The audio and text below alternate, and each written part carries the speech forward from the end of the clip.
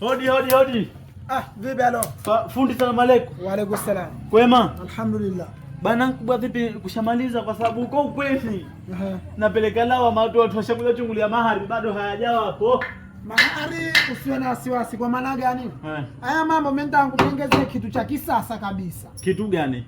Nitakutengezea vihari na kitanda kilicho na taa hapa juu. Sikiliza, huyu wewe kama mcheza hii.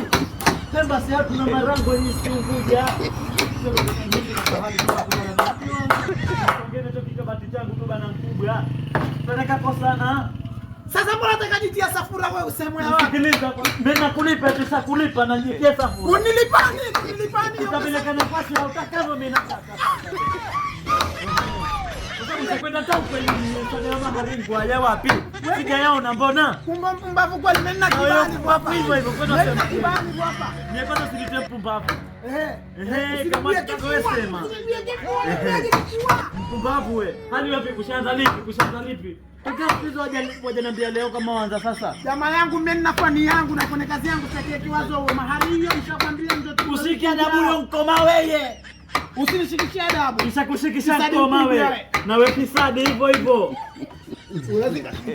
Basi.